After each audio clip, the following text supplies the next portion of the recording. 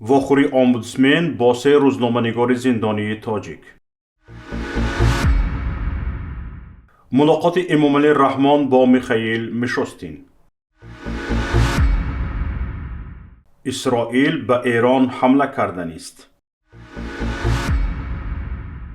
حکومت طالبان دادن شناسنامه به شهروندان افغانستان را سر کرد.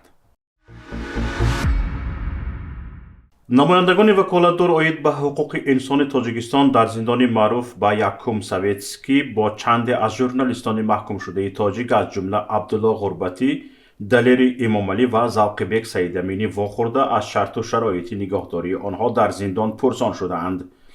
در این باره خبرگزاری از پیروز با استناد از گفته زلال اکرامووا سرمتخصص شعبه حفظ دولتی، حقوق شهروندی و سیاسی وکالتدار آید به حقوق انسان خبر داد. اکرامووا گفته است ملاقات آنها با روزنامه‌نگاران زندانی روز 17 فوریه زمانی که زندانیان به تجلیل روز ارتش ملی تاجیکستان آمادگی می‌دیدند صورت گرفته است. به گفته اکرامووا آنها با دلیر امامعلی، عبدالله غربتی و ذوقبک سیدامینی صحبت کردند و روزنامه‌نگاران از شرط و شرایط و طرز نگهداری در مؤسسه اصلاحی شکایت نکردند. او همچنین خبرها در موردی به بیماری سیل گرفتار شدن دلیر امامعلی را رد کرده گفته است که اگر او بیماری سیل می داشت حقی با آنها واخوردن نداشت چون که این بیماری گذرنده است. فقط دلیر امامعلی کم کم می سلفید. روزنامه‌نگاران گفتند که از شرایطی بود و باش شکایت نداریم و به ملاقات با عائله خود و دستاویزها دسترسی داریم. در همین حال درباره روزنامه‌نگار دیگر عبدالستار پیر محمدزاده باشد زلال اکرامووا معلومات نداده است. گفته است که با عبدالستار پیر محمدزاده نفر دیگر واخورده است. گفتنی است دوام سال گذشته 4 روزنامه‌نگار تاجیک عبدالستار پیر محمدزاده، دلیر امامعلی، ذوقبک سیدامینی و عبدالله غربتی بازداشت و با گمان همکاری با حزب و حرکت‌های ممنوع به مهلت از 7 تا 10 سال زندان شدند. آنها چندین مراتب از فشار و شکنجه در زندان شکایت کردند ولی به این نوبت گرفته نشد.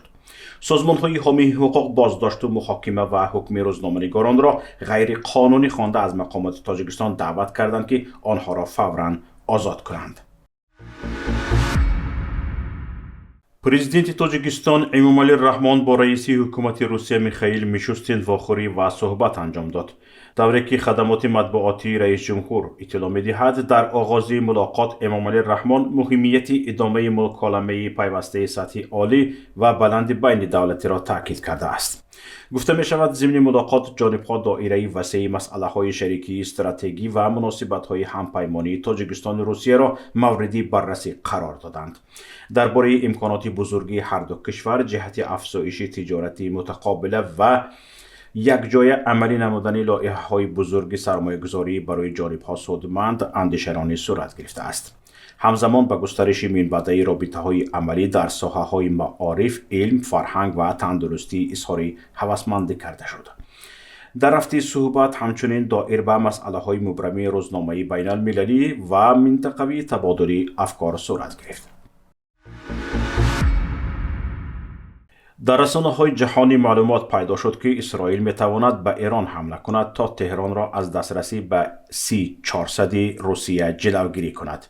پایگاه خبری تحلیلی بلومبرگ با تکیه به منابع خود نوشته است که ایران می‌خواهد سیستم‌های ضد موشکی C-400 روسیه را بگیرد، اما اسرائیل آن را مانع برای حمله احتمالی به تأسیسات هسته‌ای ایران می‌داند.